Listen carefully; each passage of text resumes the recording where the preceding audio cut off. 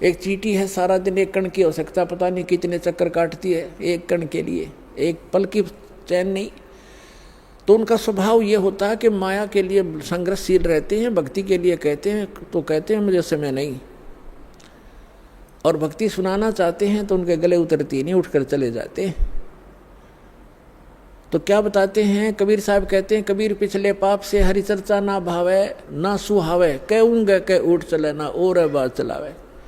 जो पूर्व जन्म के संस्कारी प्राणी नहीं होते हैं या जिनके पाप कर्म अधिक बढ़े हुए होते हैं, उनके सामने सत्संग की चर्चा की जाती है भगवान की, तो उसके 3 लक्षण हैं। जो भक्तिहीन कर्महीन प्राणी होता है, कबीर साहब कहते हैं कबीर पिछले पाप से हरि चर्चा ना सुहावे, और कहूँगे चर्चा चलते लटके लेगा, और ना कोई और चर्चा शुरू कर देगा। अच्छा सुन, एक बात सुन मेरी, वो फलाना काम वैसे था, वो जैसे आप कोशिश करते हो को रिश्तेदार भाई बहन मित्र को चर्चा सुनाते हो, 2 सेकंड सुनता है, फिर वो ध्यान ऐसे ऐसे रहता, ऐसा है ना वो एक काम जो आप वो ऐसे हो गया उसको ऐसे हो गया, आपको भी डिस्टर्ब कर देगा, आप बताना चाहते हो।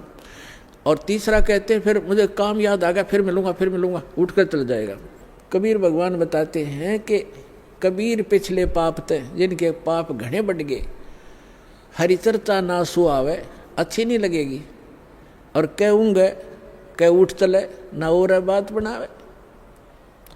तो ये उस व्यक्ति के लक्षण हैं जो पिछले जन्म के पापों से ज़्यादा ग्रस्त है। सीधा ही वो 84 लाख प्रकार के प्राणियों से, पशु पक्षियों की योनि से प्राप्त सीधा मनुष्य जीवन प्राप्त किया है। तो उसके अंदर भक्ति प्रवेश करना बड़ा कठिन होता है, लेकिन हो जाती है। उसको थोड़ा ज़्यादा समय लगेगा इस ज्ञान को समझने में, और शुरुआत एक बार हो जाती है, धीरे धीरे किसी ना किसी जन्म में तो वो हो ही जाती है। एक कागभूषण नाम के, अपने पुराणों में भी इसका प्रमाण आता है, कागभूषण नाम के एक महापुरुष हुए हैं, और एक गरुड़ जी जो श्री विष्णु जी के वाहन माने जाते हैं। इन दोनों की एक बार आपस में चर्चा हुई। कागभूषण कैसे हैं, उनका बाकी का शरीर मनुष्य सदृश है, लेकिन चोंच और ऊपर का हिस्सा जो मुंह है वो कौवे का है, उसको कागभूषण कहते हैं। इन दोनों की आपस में एक बार चर्चा हुई। कागभूषण से गरुड़ जी ने पूछा, हे भूषण जी, आपके पास बैठने से मुझे बहुत शांति मिलती है। आपने यानी ये भक्ति विधि और ये अमरत्व, क्योंकि कागभूषण जी की काफ़ी लंबी आयु हो गई है, काफ़ी प्रलय उसके सामने हो चुकी हैं, अभी भी वो विद्यमान है। तो उसके लिए पूछा कि आपको ये कैसे प्राप्त हुई। तब कागभूषण ने कहा कि एक लंबी कहानी है गरुड़ जी। मैं एक बार 20 वर्ष की उम्र थी मेरी, और एक भयंकर अकाल गिर गया।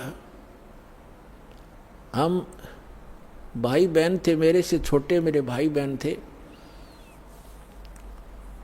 उस अकाल के दौरान वो भूख सहन नहीं कर सके, उनकी मृत्यु होगी। मेरे माता पिता की भी मृत्यु होगी, वो भी भूख सहन नहीं कर सके। मैं युवा था, जिस कारण से मैं उस अकाल को झेल कर माता पिता और परिवार के नाश होने के बाद उस क्षेत्र को छोड़कर मैं अवंतिका नगरी में चला गया। वहाँ अकाल नहीं था। उससे पहले मेरे असंख्य जन्म चले गए, मनुष्य जीवन मैंने बर्बाद कर दिए, कभी मैंने भक्ति नहीं की, क्योंकि वो पिछले जन्म मुझे अब मेरी दिव्य दृष्टि खुल जाने से नजर आ रहे हैं कि पिछले मानव शरीर मैंने कैसे बर्बाद किए थे। तो बता रहा कि पिछले जन्म मैंने बहुत नाश कर दिए, और एक जन्म जो मेरा हुआ, माता पिता मेरे भाई बहन मर गए भूख से तड़प कर। ऐसी खिली फुलवाड़ी थी हमारे घर की, सारे भाई बहन खुशी खुशी रहते थे, और 1 वर्ष में ऐसी जुल्म गिर गया, ऐसा कहर टूट गया, हमारा नाश हो गया। मैं सोचने पर विवश हो गया कि ये क्या जीवन है। कल तक हम कैसे खुशी मंगल से रहते थे, प्यार करते थे, कहाँ गए आज मैं टक्कर मार लिया, रो लिया, सारा कुछ कर लिया, वो मिल नहीं रही। ये खाक जीवन है, कहाँ रह रहा हूँ मैं। ऐसे करते करते एक मंदिर के अंदर एक पंडित जी, भगवान शिव का पुजारी था, मैं वहाँ चला गया। उसको अपना दुख रोया। दयालु था ब्राह्मण, मुझे सीने से लगाया और कहा, बेटा यहाँ तो ऐसे ही कहर गिरते हैं, आप भक्ति कर लो, स्वर्ग में चले जाओगे, वहाँ दुख नहीं है। ब्राह्मण को ज्ञान स्वर्ग तक का ही था। और कहा, बेटा तुम दीक्षा ले, गुरु बनाए बगैर मोक्ष नहीं होता। अब काकभूषण बता रहा है कि मेरे इतने पाप थे, पापी के पिछले जन्म जन्म के कभी भक्ति शुरू नहीं करी थी। मेरे अंदर भक्ति प्रवेश करने में 6 महीने लग गए, लगातार संत के साथ रहने में। अब 6 महीने तक मैं मंदिर में रहा, रोज उनकी कथा सुनता, वचन सुनता, पर नाम लेने की इच्छा कभी मैंने व्यक्त नहीं की। गुरुजी कहते, महात्मा जी के बेटा दीक्षा ले ले। मैं कान्ना पे कह टाल जाता, ना हाँ कहता ना कहता। और दीक्षा उसी को प्रफुल्लित होती है जो सब इच्छा से अपनी लगन से प्राप्त करता है। जबरदस्ती दिया हुआ ज्ञान नाम काम नहीं करता है। तो उस पंडित जी ने इसलिए उसको जोर नहीं दिया। 6 महीने के बाद कहता, लगातार सत्संग सुनने के बाद मुझ पापी के कुछ पाप नरम हुए और तब मैंने दीक्षा प्राप्त की। दीक्षा प्राप्त करके कुछ दिनों के बाद फिर मेरे अंदर एक बकवाद भागी। जो गुरुजी कथा सुनाया करते हो मुझे भी याद होगी। मैं युवा था, गुरुजी वृद्ध हो गए थे, मेरी आवाज़ में कसक थी। जितने भी श्रोता थे अब मेरी तरफ आकर्षित हो गए कि और कहने लगे, हो आप तो गुरुजी से भी बढ़िया ज्ञान सुनाते हो। अपने आत्माओं यहाँ मार खाता प्राणी, इस ज्ञान को सुनकर कोई वक्ता बन बैठेगा, 10 उसके प्रशंसक हो जाएंगे, वो भी अपना नाश जीवन करेगा। अब ज्ञान पुराणों का था, बढ़िया और घटिया क्या हो गया उसमें, गुरुजी से बढ़िया सुनाने लग गया वो। तो यहाँ मार खाते श्रोता भी और भक्त भी मार खाते, मान बढ़ाई छा जाती है, सबसे बड़ी दुश्मन है जीव की। एक दिन मैं बैठा था, कथा कर रहा था, श्रोता बैठे थे। गुरुजी आए मंदिर में अपने घर से। मैंने खड़ा होकर सत्कार नहीं किया क्योंकि मैं अपनी बेइज्जती समझूं था कि खड़ा होऊंगा तो सबका अट्रैक्शन इधर गुरुजी की तरफ हो जाएगा। अब मैंने बैठे बैठे दर्शन कर लिए, ऐसे बस थोड़ा सा नाम मात्र सा सिर झुकाया, खड़ा नहीं हुआ मैं। अब गुरुजी तो आए थे अपना लगे पूजा पाठ करने मंदिर में। एक कोने में बैठकर वह आकाशवाणी हुई मंदिर में, कह रहे, दुष्ट तूने अपने गुरु का अनादर किया है, तुझे 1 लाख वर्ष के लिए नरक में डालता हूं। भगवान शिव की आकाशवाणी हुई, क्योंकि ब्राह्मण शिव का पुजारी था। अब वो आकाशवाणी सुन ली गुरुजी ने। उसने कहा, अरे बेटा भूषण, उसका नाम कुछ और था उसमें, बेटा भगवान क्यों नाराज हो गया तेरे से। गुरुजी ने नहीं ध्यान दिया कि इसने मेरा आदर किया या अनादर किया। संत के विषय में एक वाणी कही है गरीबदास साहिब जी ने कि आदर अनादर करो क्यों ना कोई, मम संत शरण जगत जान छोई। अब संत ये नहीं देखते आदर अनादर को, लेकिन शिष्य को हानि घनी हो जाती है जो आदर नहीं करता, नियमित नहीं रहता। तो उस गुरु ने पूछा, बेटा क्या गलती करती, भगवान आपसे क्यों रुष्ट हो गए। अक्षमा याचना कर, दयालु है भगवान, माफ कर देंगे तेरे को। और खुद भी अर्ज की, हे भगवान बच्चा है आपका, गलती होगी, बालक है, अक्षमा करो। तब उसने आकाशवाणी की फिर दोबारा भगवान शिव ने, जब ये निकम्मा व्यक्ति अपने गुरु का आदर नहीं करता तो मेरा क्या आदर करेगा। गुरु एक रिहर्सल करनी होती है गुरु जी को भगवान की तरह मानकर, क्योंकि हम जैसा व्यवहार गुरु जी के यहाँ कर रहे हैं तो परमात्मा इस रूप में आपको वहाँ ऊपर जा करके आपकी परीक्षा लेगा। एक स्थान है मानसरोवर पर, तो वहाँ जो जैसा भाव आपका यहाँ वैसा वहाँ होगा, जैसे स्वप्न में होता है। तो वहाँ से वापस आने के बाद फिर आप बहुत युगों तक वहाँ नहीं जा पाओगे। इसलिए एट प्रेजेंट आपने गुरु जी के साथ ऐसा व्यवहार करना चाहिए, ऐसा बोलना चाहिए जैसे हम भगवान से कर रहे हों। तो इस प्रकार ना करने से तब उसने कहा कि जिसने आपका अनादर किया, आपका नहीं मेरा अनादर किया, इसको 1 लाख वर्ष तक नरक में डालूंगा। फिर काफ़ी समय तक हाथ जोड़े रहा ब्राह्मण, आपका बच्चा है, बख्श दो दाता, बालक है, गलती होगी, अरे तो भी मांग माफी बच्चे, माफी मांग। लेकिन फिर आकाशवाणी हुई कि मेरा वचन ना खाली जाई, यम के लोग चलो रे भाई। अब काकभूषण कहता है कि मेरी मृत्यु होगी, मैं नरक में डाल दिया गया 1 लाख वर्ष तक। लेकिन थोड़ी बहुत जो कलम चढ़ी थी, थोड़ी बहुत भक्ति प्रारंभ की थी प्राथमिक, उसका लाभ मिला। अगले जन्म में मुझे मनुष्य जीवन मिला, 1 लाख वर्ष नरक भोग गए। मनुष्य जीवन मिला तो मैंने एक लोमस ऋषि के साथ वाद विवाद कर दिया। उसने मुझे श्राप दे दिया, अरे चंडाल तो चंडाल के घर जन्म हो तेरा, वाद विवाद करता है। तो काकभूषण कहता है कि गुरु जी मैंने दुख नहीं माना संत के उस कुवचन का, और उसने श्राप दे दिया। मैंने हाथ जोड़ कर ये कहा कि हे महर्षि जी, दास पर गलती बन गई, मैं नीच व्यक्ति हूँ, मैं कर्महीन हूँ, तभी तो ऐसी भाषा में आपके सामने बोल गया, मेरा दुर्भाग्य था। एक दया करियो दयालु कि मैं किसी जन्म में से चंडाल का पैदा हूँ, पर आप भगवान की भक्ति ना भूल पड़े, ये दया करते मुझे। तो ये आशीर्वाद दे दिया लोमश ऋषि ने। तो सारी कथा बताता है कि फिर मैं क्या हुआ, एक काग के घर जन्म हुआ मेरा। जैसे ब्रह्मा जी हैं, इनका हंस वाहन है, और हंस के साथ एक हंसनी कंपलसरी होती है। तो ब्रह्मा की जो पत्नी सावित्री है, वो हंसनी जब ऋतु पर आई, यानी गर्भवती होने की स्थिति में आई ऋतु पर, तो काग चंड के पास ले गई, कौवा के देवलोक में। उससे मिलन होने से कागभूषण की उत्पत्ति हुई। शेष शरीर मनुष्य जैसा है, ऊपर का मुंह और चोंच कौवे जैसी है। तो वो अब उसने फिर क्या मिला, जब वो कागभूषण के रूप में जन्मा, तब कहते हैं मुझे जोगजीत नाम के एक महापुरुष आकर मिले। वो परमात्मा जैसे दास ने आप पूरे सत्संग में ये निर्णय किया कि वो परमात्मा स्वयं आकर अच्छी आत्माओं को यथार्थ ज्ञान देता है। तब उसने बताया कि मुझे जोगजीत नाम के एक संत मिले, जिन्होंने मुझे उस परमात्म तत्व का ज्ञान दिया। उन्होंने मुझे ऐसा मंत्र दिया जिससे मेरी यह स्थिति हुई कि मेरा बहुत युगों तक अमर शरीर होगा। अब कागभूषण की भी मृत्यु होगी, क्योंकि अब ये समय है, इस समय में जब कागभूषण का जन्म होता तो मोक्ष हो सके था। अब जो प्रसंग आज का चल रहा है कि दो प्रकार से मानव शरीर प्राप्त है। आप जो परमात्मा के लिए भटक रहे थे और यहाँ आ गए, आप बहुत पुण्यकर्मी प्राणी हो। पिछले जन्म में भी आप मानव थे, और मानव जैसा स्वभाव है। जहाँ कहते हैं लाइन लगा लो, लाइन लगा लेते हो। जहाँ कहते हैं यहाँ ऐसे बैठ जाओ, वहाँ जाओ, ये करवा लो।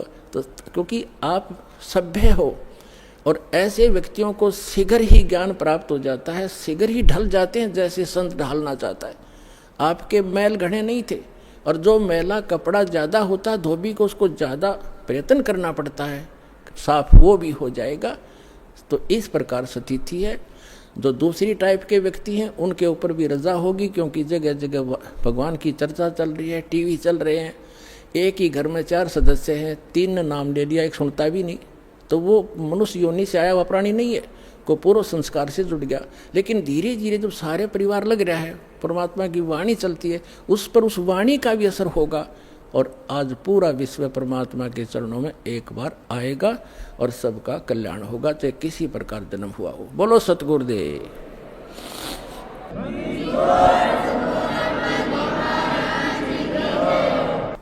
बोलो सतगुरुदेव की जय। बंदी छोड़ कबीर परमेश्वर जी की जय। बंदी छोड़ गरीबदास जी महाराज जी की जय। स्वामी रामदेवानंद जी गुरु महाराज जी की जय हो।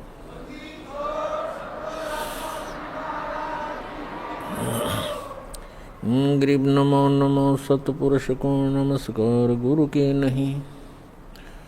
सुर नर मुनि जन साधुआं संतों सर्वस्ती नहीं। सतगुरु साहेब संत सब डंडो तुम प्रणाम। आगे पीछे मध्य हुए तिनको जहाँ कुर्बान। नराकार निर्विषम काल जाल वैभंजनम।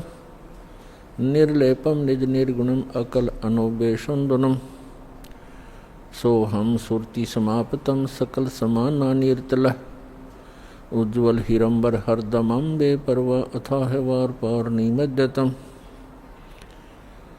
ग्रीव जो सुमरे सिद्ध होई। गणनायक गलता ना करो अनुग्रह सोई। पारस पद परवाना।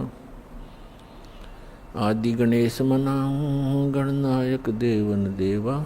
चरण कमल लो लाऊं आद्यंत करूं सेवा। परम शक्ति संगीतम रिधि सिद्धि दाता सोई।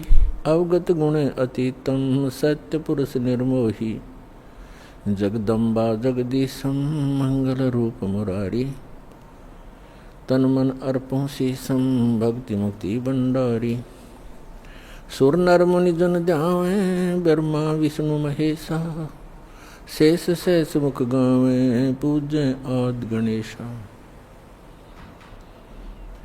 इंद्र कुबेर सरीखा वरुण धर्म राय ध्यावे समर्थ जीवन जी का मन इच्छा फल पावे। 33 कोटि धारा ध्यावे से 88 उतरे बहुजल पारा कट है यम की फांसी। 33 कोटि धारा ध्यावे से 88 उतरे बहुजल पारा कट है यम की फांसी। सत साही कर जोरूं विनती करूं धरूं चरण पर शीश। गुरु जी राम देवानंद जी महाराज ने दियो नाम बख्शीश। कोटि कोटि सिजदा करूं कोटि कोटि प्रणाम। चरण कमल में राखियो मैं बंदी जाम गुलाम। कुत्ता हूँ गुरुदेव का रामपाल दास का नाम। गले प्रेम की जेवड़ी जहाँ खेचो वहाँ जाऊं। तो करो तो बावड़ू दूर दूर करो तो जाऊं। ज्यों राखो त्यों ही रहूं जो देवो सुख। परम पिता परमात्मा पूर्ण ब्रह्म सारी सृष्टि के रचनहार कबीर देव कबीर परमेश्वर जी की असीम रजा से आप सभी पुण्यात्माएं सत्संग श्रवण करने के लिए उपस्थित हो पाए। मानुष जन्म दुर्लभ है मिले न बारंबार। तरुवर से पत्ता टूट गिरे वो बोहरने लगता डर। पृथ्वीपति चकवे गए जिनके चक्र चलंत। रावण सरीखे कौन गिने हैं ऐसे गए अनंत। मानुष जन्म पाए के जो नहीं रटे हरि नाम। जैसे कुआ जल बिना फिर बनवाया क्या काम।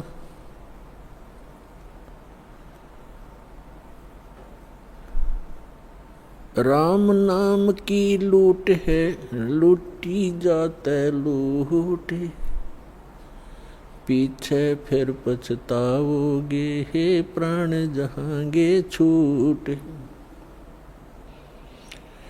नंगा आया जगत में नंगा ही तू जाए। बीच में ख्वाबी ख्याल है ये मन माया भरमावे। मर्द गर्द में मिल गए वो रावण से रणधीरे। कंस के सी चाणोर से भाई हिरण्यकशिपु बलबीर। तेरी क्या बुनियाद है जीव जन्म धर लेते। गरीब दास हरि नाम बिना तेरा खाली रह जा खेत। जिन हर की चोरी करी और गए राम गुण बोले।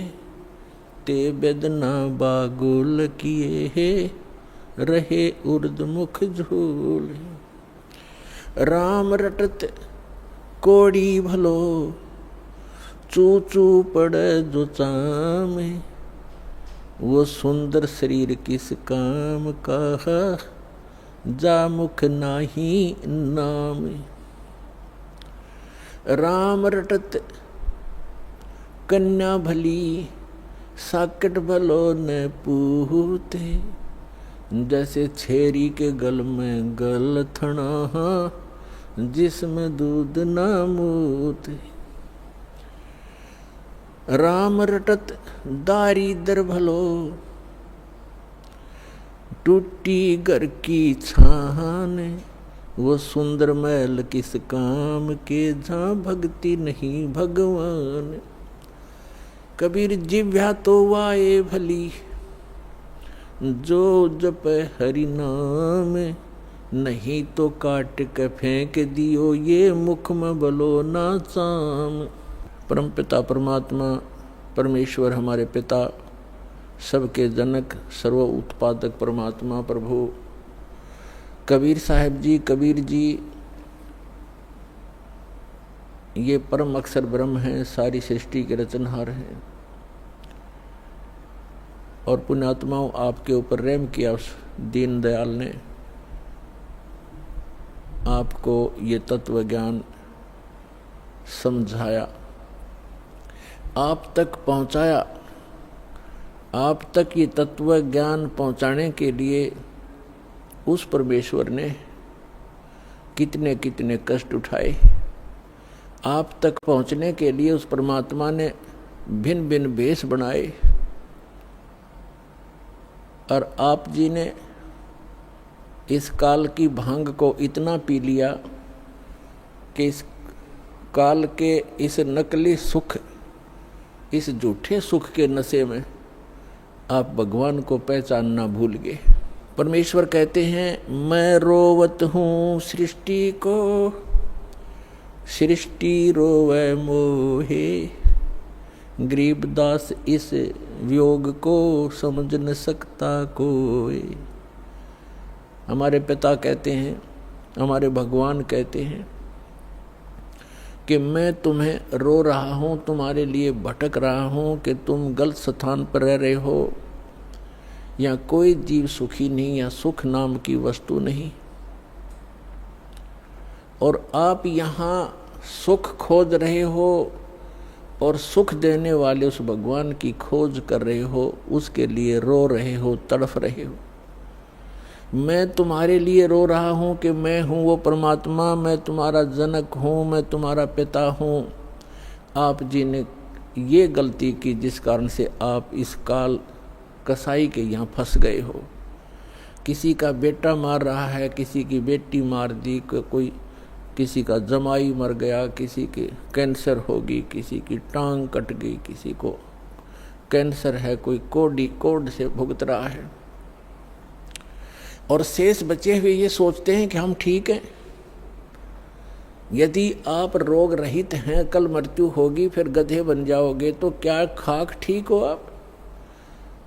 इसलिए परमात्मा याद दिलाते हैं, कबीर ये माया अटपटी, सब गट आन अड़ी। किस किस को समझाऊं, या कुएं भांग पड़ी। परमात्मा कहते हैं, किस किस को समझाऊं। इस काल भगवान ने इस नकली सुख की एक कुएं के अंदर जैसे 1, 2, 3 क्विंटल भांग घोल कर डाल दे कोई, उस कुएं का जल चाहे 1000 व्यक्ति पी ले, और पीने के उपरांत उनकी एक जैसी गतिविधि, एक जैसी भाषा, एक जैसी चाल हो जाती है, क्योंकि सबको वो नशा हो चुका है। तो इस काल भगवान ने इस त्रिगुणमयी माया की इतनी मात्रा डाल रखी है आपके अंदर कि आपको इतना नशा हो गया इसका।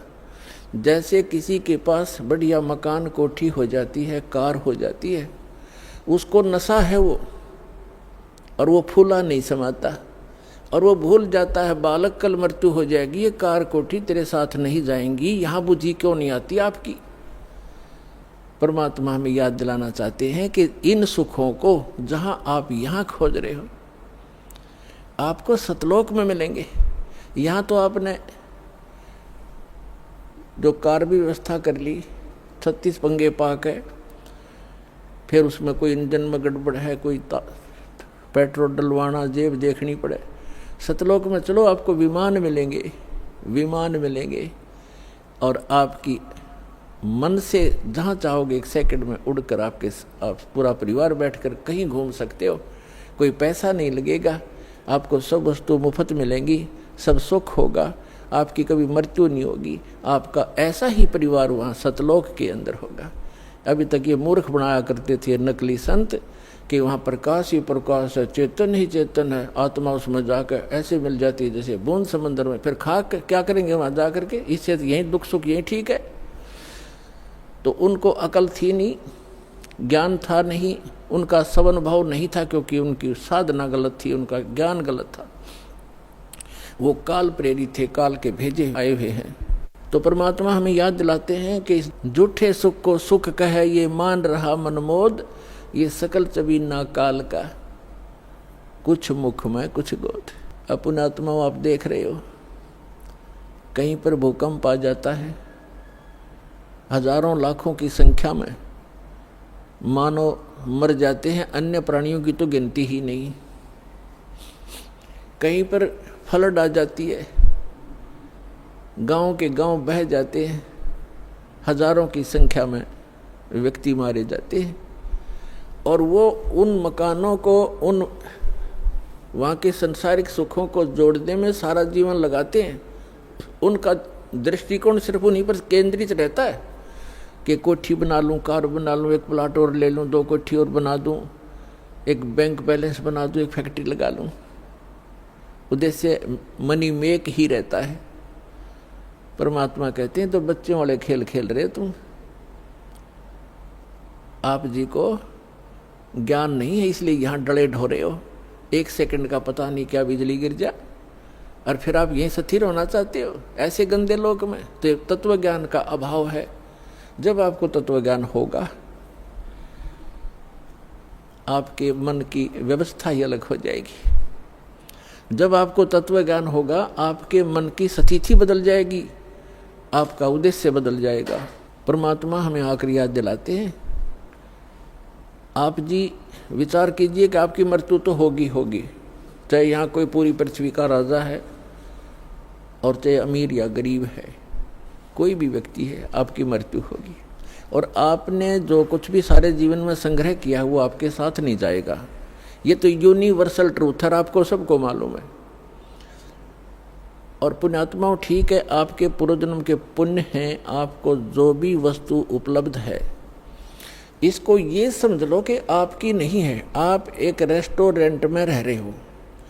अब जैसे अच्छे पूंजी वाले व्यक्ति, सेठ धनी व्यक्ति अच्छे रेस्टोरेंट में जाकर के अपना 1, 2, 3, 4 जैसा भी वो वहाँ दिन रात व्यतीत करना चाहते हैं, तो उनके पास पैसा घना है, तो वे हाई क्लास के, हाई क्वालिटी के रेस्टोरेंट के अंदर रह रहे हैं। वहाँ सुविधाएं अच्छी हैं, सोफ़ा सेट हैं, बढ़िया पलंग हैं, टीवी रखे हैं, सारी व्यवस्था है वहाँ पर। बैल बजा दी, बैरा आ गया, जो वस्तु मांगी उपलब्ध होगी खाने और पीने की। और एक गरीब व्यक्ति जाके एक सिंपल होटल में रुका है जिसमें एक तख्त पड़ा है और सिंपल आहार है, थोड़ा खर्चा है उसका। तो ऐसा ही समझ लो आप, जो गरीब है वो एक सिंपल होटल में रह रहा है, अमीर है वो बड़े होटल में रह रहा है, लेकिन वस्तु किसी की नहीं। वहाँ पर होटल में गए व्यक्ति को पता होता है कि यहाँ तेरी वस्तु कोई नहीं है, इनको प्रयोग कर सकता है, वो भी अपने खर्चे से। तो इस काल भगवान का ये होटल है फॉर एग्जाम्पल। और इसमें आपके पुण्यों के कारण आप सुविधा जो आपको है वो आपके पूर्वजन्म की पूंजी से है, जेब आपकी ही खर्च हो रही है। जो सुविधाएं आपको उपलब्ध हैं आपके पुण्य क्षीण हो रही है। और गरीब व्यक्ति है वो समझ ले सिंपल होटल में रह रहा है, कोई झोंपड़ी में है चाहे सिंपल मकान में रह रहा है, तो वो भी एक होटल में ही है। एक दिन दोनों ने ही जाना है और दोनों ने वो सब वस्तुएं यही छोड़ जाना है। अब जाना कहाँ है? स्वदेश को जाना है। होटल में व्यक्ति वही रहता है जो विदेश गया हुआ है, अपने घर से बाहर है। आज तक आपको यही नहीं मालूम कि हम इस होटल को छोड़कर प्रस्थान कहाँ करेंगे। आपको तो जबरदस्ती जब आपकी पूंजी समाप्त हो जाती है, आपका समय समाप्त हो जाता है, उस होटल से पकड़ कर बाहर फेंक दिया जाता सड़क पे, आप कहीं जाओ। जब हम घर से बाहर चलते हैं वैसे किसी काम कार्यवश, तो जाने से पहले हम वहाँ कहाँ रुकेंगे, रात्रि हम कैसे व्यतीत करेंगे, उसकी व्यवस्था पहले करके जाते हैं। और संसार छोड़ के जाने वाला व्यक्ति कभी सोचता भी नहीं कि मृत्यु के बाद मैं कहाँ जाऊंगा। तो वो ज्ञान अब आपको प्राप्त हो रहा है कि आप ये साधना करोगे और आप इन होटलों में रहो जैसे जिसकी व्यवस्था है, ठीक है, धनी है अपने उस सुविधा को प्राप्त करो, निर्धन है अपने उन मकानों में गुजर करो। और दोनों ही दो रोटी खाते हैं, एक गरीब भी और सेठ भी, और एक चारपाई पर ही सोते हैं, 3-3 4-4 पर सेठ नहीं सो सकता। एक कोने में चाहे 10 कक्ष की कोठी हो, एक कक्ष के एक कमरे में एक तख्त 3.5 बाई। परमात्मा कहते हैं क्या चढ़ावा मेंढिया और लंबी भीत उसार, गरता 3.5 हाथ गणाते 4.25। यानी आपको लेटने के लिए अपने हाथ, ये हाथ होता है इतना, प्रत्येक का शरीर अपने 3.5 हाथ का होता है, 3.5 हाथ का। तो परमात्मा कहते हैं आपने 20 कक्ष की कोठी बना रखी है, उसमें 3.5 हाथ और बाई 1 हाथ, भाई इतनी जगह की जरूरत है आपको। बाकी उस कोठी की शर्मा मार ले, क्या बनेगा उसका? समय खोया, अपना जीवन व्यर्थ किया। तो कहने का भाव ये है कि ठीक है, भगवान ने आपको कोठी भी दी है, सुविधाएं भी हैं, कोई बात नहीं, लेकिन अब भविष्य की तैयारी करो, यहाँ से चलने का उद्देश्य बनाओ। असक जन्म हो गए आप जी ने यही भटकतों का। अब परमात्मा हमें बताते हैं कि आप जी यहाँ इस काल कसाई के लोक में रह रहे हो, इसने आपको अपने स्वार्थवश पाल रखा है, जैसे कसाई बकरे पालता है। पुण्यात्मा, आपके ऊपर 3 गुणों का इतना जबरदस्त प्रभाव हो गया कि आप जी अपने परिवार, अपनी संपत्ति को अपना मान चुके हो, और मान चुके हो जैसे नशे में व्यक्ति चाहे कुर्डियों पर पड़ा हो गंद में, और चाहे चारपाई पे लेट रहा हो, उसको पता ही नहीं तू कहाँ है। तो आज हम सभी की ये स्थिति है कि हम इस सब कुछ को अपना मान चुके, और इसको ये कहा जाता है कि आप कसाई के लोक में रह रहे हो और ये आपको सबको खाएगा बारी बारी, ये नहीं बख्शेगा किसी को भी। किसी परिवार के 3-3 सदस्य खा जाता है एक दिन में, कोई दुर्घटना से या कोई किसी और अन्य कारणों से, कोई बीमारी से, और शेष बच्चे ये सोचते हम ठीक हैं। जिनके साथ वो घटना घट गई उससे पहले वो भी आप जैसी ही स्थिति में थे। तो पुण्यात्माओं, परमात्मा ने रजा बख्शी आपको ये ज्ञान देने की, और फिर वो विकल्प बताया कि यहाँ से जाकर आप कहाँ रहा करोगे। गीता अध्याय नंबर 15 के श्लोक नंबर 1 से 4 में कहा है कि उल्टा लटका हुआ संसार रूपी वृक्ष है, ऊपर को जड़ तो समझो पूर्ण परमात्मा, और नीचे को 3 गुण रूप शाखा है, रजगुण ब्रह्मा, सतगुण विष्णु, तम गुण शिव जी। और जो संत इस उल्टे लटके हुए संसार रूपी वृक्ष के सभी विभाग बता देगा, तना कौन भगवान है, इस संसार रूपी जड़ कौन है, यानी जिससे सबका धारण पोषण होता है वो कौन प्रभु है, और शाखा कौन है, डार कौन है, और पत्ते क्या है, तो सवेदवित वो तत्वदर्शी संत है। तत्वदर्शी संत की प्राप्ति के उपरांत 15वें अध्याय के 4थे श्लोक में कहा श्रीमद् भगवद गीता में, उसके पश्चात परमेश्वर के उस परम पद की खोज करनी चाहिए जहाँ जाने के बाद साधक फिर लौटकर कभी संसार में नहीं आते।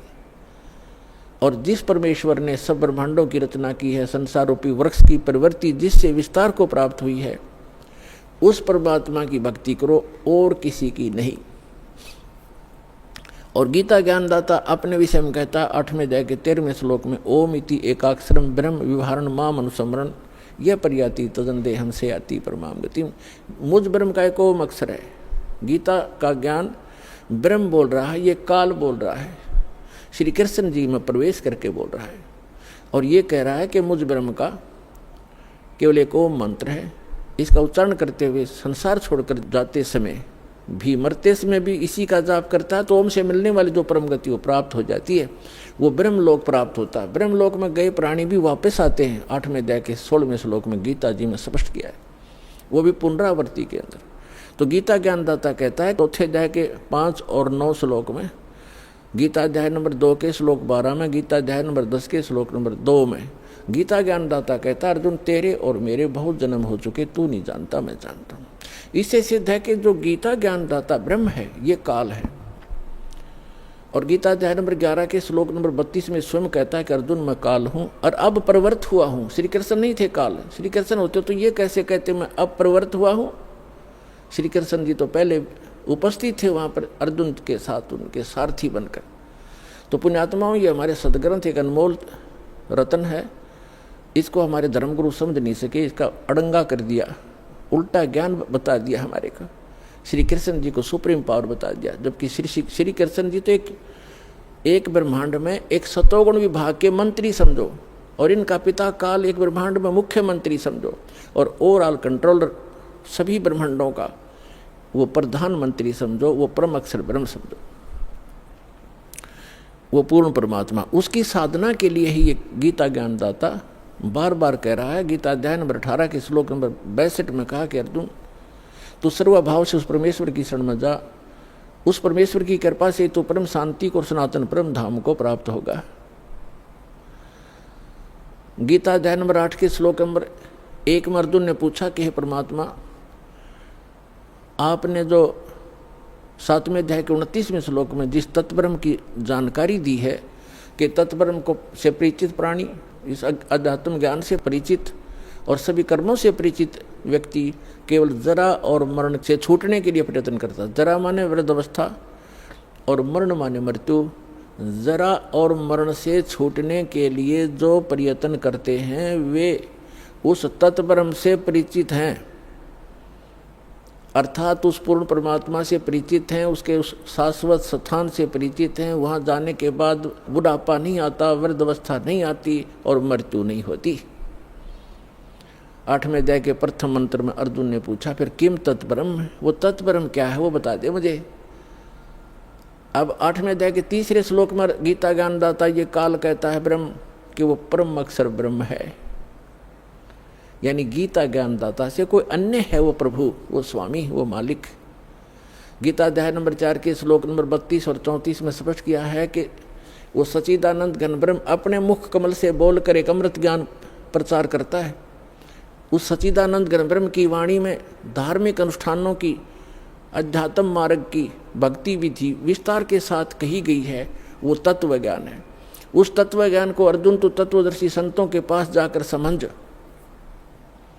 उनको दंडवत प्रणाम करने से, कपट छोड़कर प्रसन्न करने से वो तत्वदर्शी संत तुझे तत्व ज्ञान का उपदेश करेंगे।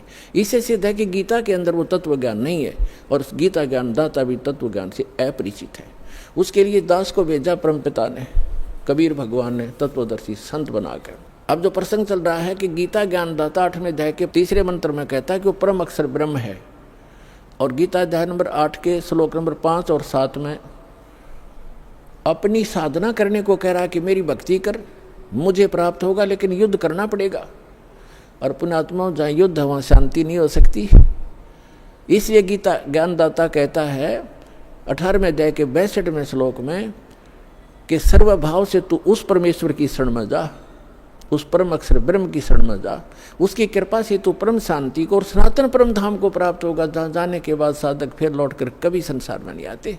अब गीता ज्ञानदाता गीता अध्याय नंबर 8 के श्लोक नंबर 8, 9, 10 में कहता है कि उस सच्चिदानंद घन ब्रह्म की भक्ति करने वाला प्राणी साधक भक्ति की शक्ति से, योग के बल से, योग माने साधना के बल से, भक्ति की ताकत से, उस मंत्रों की भक्ति की कमाई की ताकत से उस परमात्मा को, सच्चिदानंद घन ब्रह्म यानी परम अक्षर ब्रह्म को ही प्राप्त होता है।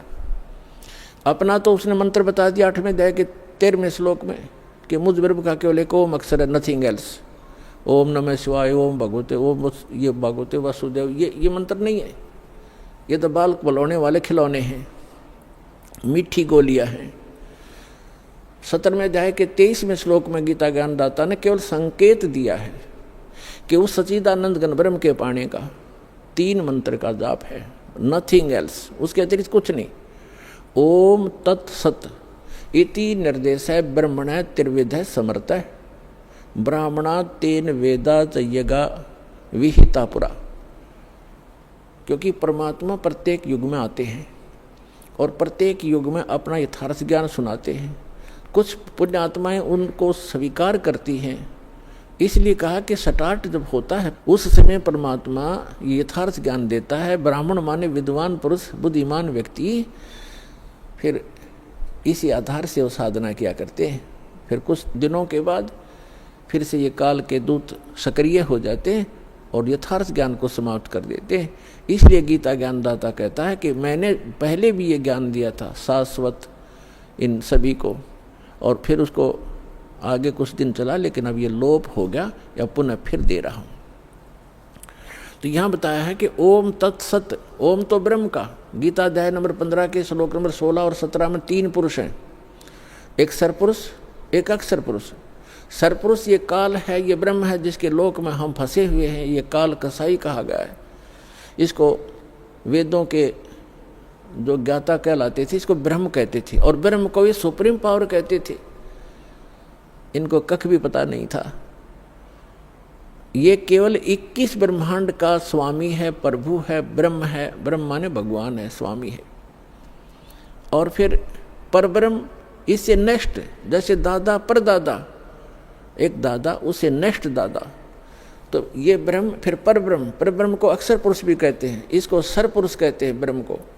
अक्षर पुरुष 7 शंख ब्रह्मांड का स्वामी है, नील पद्म शंख, 7 शंख ब्रह्मांड का स्वामी है। इसको अक्षर पुरुष का, इसकी आयु बहुत लंबी है, इसलिए इसको अक्षर पुरुष कहते हैं। अब जो तीसरे नंबर का है, गीता अध्याय नंबर 15 के श्लोक 16 में 2 पुरुष हैं, सरपुरुष और अक्षर पुरुष। और बताया कि जितने भी इनके अंतर्गत प्राणी हैं शरीरधारी, इन सब का, और साथ में दोनों सरपुरुष और अक्षर पुरुष का, शरीर तो नाशवान है, जीवात्मा किसी की नहीं मरती। आगे फिर 15वें अध्याय के 17वें श्लोक में तुरंत बताया है कि उत्तम पुरुष है तू अन्य परमात्मा इति उदाहरते। उत्तम पुरुष, पुरुषोत्तम, पुरुषोत्तम तो कोई और ही है इन दोनों से, सरपुरुष और अक्षर पुरुष से। वो 8वें अध्याय के 3 श्लोक में गीता ज्ञानदाता ने बता दिया वो परम अक्षर ब्रह्म है। अब देखो, ब्रह्म एक सरब्रह्म, सरपुरुष को होते सरब्रह्म को, ये तो 7 संग ब्रह्मांड का प्रभु है, स्वामी है, सरब्रह्म, जिसको काल कहते हैं, जिसने गीता का ज्ञान श्री कृष्ण में प्रवेश करके दिया, इसको सरब्रह्म कहते हैं। ये 21 ब्रह्मांड का ब्रह्म है, स्वामी है। और जो अक्षर ब्रह्म है, अक्षर पुरुष कहो तो अक्षर ब्रह्म को, वो 7 संग ब्रह्मांड का स्वामी है। और परम अक्षर पुरुष कहो, परम अक्षर ब्रह्म को, वो असंख्य ब्रह्मांड का ओवरऑल कंट्रोलर है। और वही इस संसार रूपी वृक्ष का मूल है, जड़ है, जिससे सबका धारण पोषण होता है, जो सबका पालक है। गीता अध्याय नंबर 15 के श्लोक नंबर 17 में कहा कि उत्तम पुरुष है तू अन्य परमात्मा इति उदाहरत है। यह लोक तरम आविश्य विभर्ति अवैश्वर है। ओम तत्सत, इसमें बताया है कि उत्तम पुरुष है तू अन्य, इन सरपुरुष और अक्षर पुरुष से वो श्रेष्ठ भगवान, उत्तम माने श्रेष्ठ, पुरुषोत्तम कहो, उत्तम पुरुष कहो, एक ही बात है। वो पुरुषोत्तम तो कोई और है, वो परम अक्षर ब्रह्म है। 8वें अध्याय के 3 श्लोक में गीता ज्ञानदाता ने स्पष्ट ही कर दिया। और जिसको परमात्मा कहा जाता है, ओए होए, अपने आत्मा, अभी तक तो आप जी को अध्यात्म मार्ग का ABC भी ज्ञान नहीं था, क्योंकि हमारे ये गुरु ही ऐसे नकली थे, इनको स्वयं ज्ञान नहीं था। अब परमात्मा का अर्थ क्या होता है? अब आज का जो सत्संग है, इस परमात्मा कौन है? ये कसाई काल के लोक में हम रह रहे हैं, हम कैसे ये कसाई है और परमात्मा कौन है? जैसे गीता अध्याय नंबर 15 के श्लोक नंबर 17 में स्पष्ट कर दिया है कि उत्तम पुरुष तु अन्य परमात्मा इति उदाहरते है। जिसको परमात्मा कहा जाता है, ओए होए, परमात्मा, परम माने श्रेष्ठ, आत्मा माने सोल, यानी अच्छी आत्मा, दीन दयाल जिसको कहा जा सकता है, परमात्मा, श्रेष्ठ आत्मा। और जो मारे, पूरे किसी परिवार को मारता है, काटता है और बुरा हाल कर रखा है, क्या वो परमात्मा हो सकता है? न, कभी नहीं। भले ही हम उसको अनजानपने में परमात्मा मान बैठे हैं, पर वो परमात्मा नहीं है। परमात्मा की परिभाषा से जब आप परिचित होगे, परमात्मा वो है जो केवल सुख दे, दुख नहीं दे। तो वो सतलोक, वो परमात्मा जो हमें वो स्थान बता रखा कि मेरा वहाँ लोक है, मैंने वहाँ ऐसी व्यवस्था कर रखी है, तो सारे असंख्य ब्रह्मांडों के प्राणी आप सतलोक में रह सकते हो। और सब के सब एक जैसी व्यवस्था है, सुंदर महल बने हुए हैं, तेज पुंज के सुंदर, आगे बाग बगीचे हैं, सबके आगे पार्क बने हुए हैं, उसमें बहुत सुंदर फल मेवा सदा लगी रहती है। और जब चाहे किसी प्रकार का आहार मन इच्छा आप करोगे, आपकी रसोई में तैयार मिलेगा, बना बनाया पका पकाया सेकंड में, और फल फ्रूट हैं। तो वहाँ जाने के लिए परमात्मा कहते कि वो है परमात्मा, उसको परमात्मा कहते हैं। वह मृत्यु नहीं, बुढ़ापा नहीं, रोग नहीं, शरीर ऐसा है, राग द्वेष होता ही नहीं। और वहाँ ऐसी व्यवस्था है तो चाहे तो भी राग द्वेष नहीं हो सकता, क्योंकि सबको एक जैसी सुविधाएं हैं। अब जैसे पुण्यात्मा आप यहाँ रह रहे हो, 2 दिन रुको, 10 दिन रुको, आपको बना बनाया भोजन एक भंडारे मिलेगा, एक जैसा सबको, किसी में कोई अंतर नहीं, एक जैसी सीटिंग होगी, एक जैसा आपका बिस्तर होगा, एक जैसे सबको नहाने धोने की व्यवस्था सबको बराबर है। तो यहाँ राग द्वेष हो ही नहीं सकता। कोई उसे मूर्ख बुद्धि भ्रष्ट होता है, जिसका स्वभाव में प्रवेश होता है, वो आकर बकवाद वैसे कर लो। किसी ने यहाँ गद्दा लगा रखा है, अपना बिस्तर लगा रखा है, दूसरा आके घाटी इधर, मैं इधर बैठूंगा, तो ये तो कहीं पैदा कर लो। बकवादी आदमी होते हैं, वो तो दुर्बुद्धि होते नहीं, जो सभ्य व्यक्ति होते हैं, यहाँ कोई प्रकार का द्वेष राग आपको नहीं हो सकता, क्योंकि सबको एक जैसी व्यवस्था है। ऐसे ही सतलोक के अंदर वहाँ किसी चीज़ का अभाव नहीं।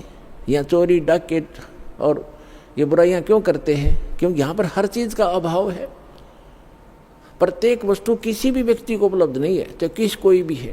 किसी को ऐसा रोग हो जाएगा, चाहे कितना सेठ है, उसकी दवाई मिल लेना, मारे जाओ टक्कर द्वार के।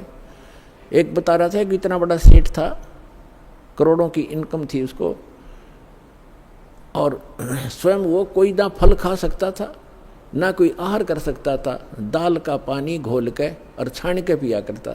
चाट ले उस माया न सिर पर धर ले फैक्ट्री और कोई ठीरे। कहते हैं जीवित जग में जूती पड़े फिर जम तोड़े छाती, बिना भक्ति के प्राणी यही दुखी हो जाएंगे, अगयम के दूत उनको बहुत सताएंगे। तो यहाँ परमात्मा आपको बताना चाहते हैं कि आप काल के लोक में रह रहे हो। गीता अध्याय नंबर 15 के श्लोक नंबर 16-17 में 3 पुरुष हो। अब 17वें का प्रकरण चल रहा है कि उत्तम पुरुष है तू अन्य और परमात्मा इति उदाहरते, उसको परमात्मा कहा जाता है। और ये लोग धर्म अविश्य विवर्ती, जो तीनों लोकों में प्रवेश करके सबका धारण पोषण करता है, वो अव्यय ईश्वर है, वो है अविनाशी परमेश्वर, वो है अविनाशी भगवान, अविनाशी स्वामी। गीता अध्याय नंबर 15 के श्लोक नंबर 18 में ये बुद्धिहीन व्यक्ति जो नकली हैं वो ये कहते हैं कि रामपाल 15वें अध्याय के 18वें श्लोक के बारे में क्यों ना बोलता, कि उसमें लिखा है, गीता ज्ञानदाता कहता है कि मैं लोक वेद में, मैं इन सभी प्राणियों से उत्तम हूँ, और इसलिए लोके वेदे, लोक वेद में पुरुषोत्तम प्रसिद्ध हूँ। तो इसका अर्थ ये है कि गीता ज्ञानदाता 21 ब्रह्मांड का स्वामी है, और इसके अंतर्गत जितने प्राणी हैं, इंक्लूडिंग ब्रह्मा विष्णु महेश से भी ये उत्तम है, श्रेष्ठ है, इनसे उत्तम है। इसलिए दंत कथा के आधार पर, लोक वेद के आधार पर मैं पुरुषोत्तम प्रसिद्ध हूँ, क्योंकि मैं इनसे उत्तम हूँ, श्रेष्ठ हूँ, तगड़ा हूँ, इसलिए मैं पुरुषोत्तम प्रसिद्ध हो रहा हूँ। लेकिन उत्तम पुरुष तू अन्य 15वें अध्याय के 17वें श्लोक में उसने क्लियर कर दिया। तो पुण्यात्माओं, ये अज्ञानता का ही परिणाम होता है, जिसमें थोड़ा बहुत कचरा रह जाता है, वैसे फसड़ फसड़ कराया करे वो फिर कार्बोरेटर तो इनमें थोड़ा ये दास चाहता है कि सारा सफाई कर दूं ताकि आपको कोई मिसगाइड ना कर सके। तो इस प्रकार 15वें अध्याय के 18वें श्लोक को समझो कि ये कहता है कि जितने मेरे अंतर्गत प्राणी हैं उनसे मैं उत्तम हूँ, पुरुषोत्तम कहलाता हूँ, इसलिए इन तम तगड़ा हूँ, श्रेष्ठ हूँ, इसलिए पुरुषोत्तम प्रसिद्ध हो रहा हूँ। लेकिन वो पुरुषोत्तमता कोई और है। 15वें अध्याय के 70वें श्लोक में। तो अब प्रसंग हम यहाँ आते हैं कि उसको परमात्मा कहा जाता है। ओए है परमात्मा, प्रभु का नाम का अर्थ होता स्वामी। उसको ब्रह्म कहो, प्रभु कहो, साहिब कहो, और राम गॉड खुदा अल्लाह कहो। अल्लाह भी स्वामी। और जैसे परमात्मा किसे कहते हैं? परमात्मा उसे कहते हैं जो कभी दुख नहीं देता, सबको सुख सुख देता है। उत्तम पुरुष है तो अन्य परमात्मा इति उदाहरत है। यह लोक तरम अविश्य विवर्ती अवय ईश्वर है। अब परमेश्वर ने आके बताया अपनी प्यारी आत्मा धर्मदास जी को कि धर्मदास, आप इस काल के लोक में रह रहे हो। अब धर्मदास जी ने कहा कि प्रभु आप जो कहते हैं सिरोधार्य है, लेकिन मेरे गले उतर नहीं रही ये बात कि हम गंदे लोक में रह रहे हैं, ये कसाई का लोक है। हे परमात्मा देखो कैसी यहाँ पर फल फ्रूट हैं, कैसे बाग बगीचे बने हैं, झरने बह रहे हैं, गंगा जैसी दरिया बह रही है, और कितना दयालु है ये परमात्मा, कैसी ऋतु बनाई है, हवा चल रही है, और कितना अच्छा शुद्ध हवा दे रखी है, कितनी लंबी चौड़ी पृथ्वी है, कोई कहीं बैठो उठो लेटो किसी प्रकार, कितनी सुविधा देता है ये। इसको कैसे हम मानने कि ये भगवान नहीं है? तब परमात्मा ने बताया कि पुण्यात्मा धर्मदास जी को कहा कि इस काल को एक श्राप लगा हुआ है कि 1 लाख मानव शरीरधारी प्राणियों को ये नित आहार करेगा और 1.25 लाख उत्पन्न करेगा मानव, यानी 25% एक्स्ट्रा ये उत्पन्न करेगा। इसने सतलोक में गलती की थी, जिस कारण से इसको ये एक रोग लगा, श्राप लगा। और आप जी ने गलती की थी कि आप भगवान को छोड़कर इस पर आसक्त हुए थे, जिस कारण से आप इसके साथ यहाँ आ गए। आपके लिए ऑप्शन है वापस जाने का, आप वापस जा सकते हो, जैसे विधि मैं बताऊंगा इस साधना को करके। और ये इसलिए अब यहाँ प्रश्न एक और उठ जाता है भक्तों के मन में कि भगवान ने इसको श्राप नहीं देना चाहिए था। ये श्राप नहीं देते तो ये हमें नहीं खाता या नहीं रोके रखता। आपको तो इसने रोके रखना ही रखना था। और यदि परमात्मा इसको श्राप नहीं देते 1 लाख मानव शरीरधारी प्राणियों के आहार करने का, तो आपको ये कभी मानव शरीर नहीं देता, क्योंकि इसको ये डर बना रहता है कि मानव शरीर में इनको परमात्मा का ज्ञान हो सकता है, परमात्मा प्राप्ति हो सकती है। ये एक योनि और बना देता, जैसे कुत्ते गधे सुअर की 84 लाख बनाई, 84 लाख एक भी बना सकता था। इसलिए इसकी व्यवस्था है, मजबूरी है कि एक ये मानव शरीर अवश्य देता है आपको। 83 लाख योनियों में धक्के खवा के भी फिर एक मनुष्य शरीर इसको देना पड़ता है, क्योंकि इसको खाना पड़ता है। और ये विधान भगवान ने बना दिया कि प्रत्येक प्राणी को एक मानव शरीर का चांस अवश्य देना पड़ेगा। इसलिए आज आप पर रहम हुआ है। ठीक है, कष्ट तो मान ले आपको मानव शरीर ना मिलता, गधे कुत्ते बनकर आप खाते भटकते रहते, कष्ट पे कष्ट उठाते रहते, तो एक गोल्डन चांस है मानव शरीर में, आप अपना आत्म कल्याण करा के सतलोक जा सकते हो। ये सुविधा देवताओं को भी उपलब्ध नहीं है, क्योंकि जितना जीव गणा सुखी होगा उतना भगवान से कोसों दूर होगा, ये सत्कर मान लियो। और जितना दुख होगा उसके लिए वरदान सिद्ध हो सकता है, यदि उसको सतलोक आश्रम वाला जला हिसार प्राप्त हो जाएगा, उस दुख के कारण भी उसको परमात्मा मिल जाएगा। कबीर साहब कहते हैं कि सुख के माथे पत्थर पड़ो, जो नाम हृदय ते जावे, और बलिहारी उस दुख के जो पल पल नाम रटावे। परमात्मा कहते हैं आग लगे से सुख के जो भगवान से दूर करे, भाड़ में जाओ कोठी कार ये मंत्री पद, जिस तो भगवान भूल जाए। अरे भगवान ऐसा कष्ट दिए रखना, आपकी याद बनी रहे। तो पुण्यात्माओं, आप बालक हो, अध्यात्म ज्ञान मिला नहीं। आमीन, जय बजरंग बली, जय गणेश जी के गीत गा के हम इनकी भी भक्ति सही नहीं कर पा रहे थे। गणेश जी की, शिव जी की, विष्णु जी की, माताओं की, ये साधना भी इस दास के पास उपलब्ध है, जो ये आपको यथार्थ लाभ देंगे। इन मंत्रों के वश हैं ये, जो दास आपको देगा। ये इनके बस की बात नहीं है। इन मंत्रों के जाप से आप अपने आप ये अट्रैक्ट होते हैं। जैसे उदाहरण देते रहते हैं कि भैंसा होता है, भैंसे को भैंसा भैंसा करते रहो, कति ध्यान नहीं देगा। एक बार उसकी एक अलग से लैंग्वेज होती है, प्रत्येक क्षेत्र वाइज। उसको एक बार करते हुर्र तो वो तुरंत देखता है और बहुत सावधानी से तकता है किधर से आई आवाज़। तो ये समझ लेना, ये जो दास आपको मंत्र देता है इन भगवानों की, यह पूजा नहीं है। इनसे लाभ लेने के ये विशेष मंत्र है, जिनके ये अट्रैक्ट होते हैं, विवश हैं, ये लाभ देते ही देते।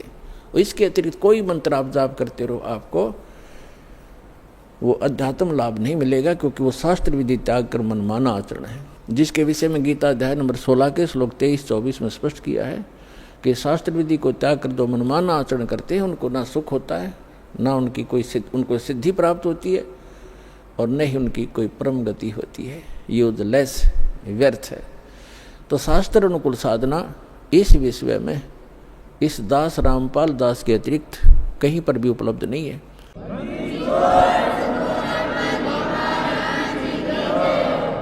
इसको चाहे आप अभिमान समझना या तत्व ज्ञान समझना, ये धीरे धीरे आपको अपने आप समझ में आ जाएगा दास क्या कहना चाहता है।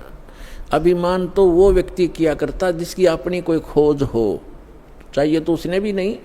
और हम तो संत भक्त हैं, हम किसी प्रकार का कोई अभिमान या ईगो कभी नहीं रखते।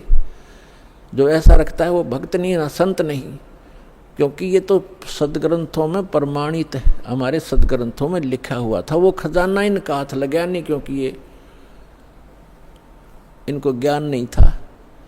अपने आत्माओं, जैसे श्रीमद् भगवद गीता अध्याय नंबर 17 के श्लोक नंबर 23 में लिखा है, ओम तत्सत इति निर्देश ब्रह्मण तिर्वेद समर्थ ब्राह्मणा तेन वेदा च यज्ञा विहिता पुरा।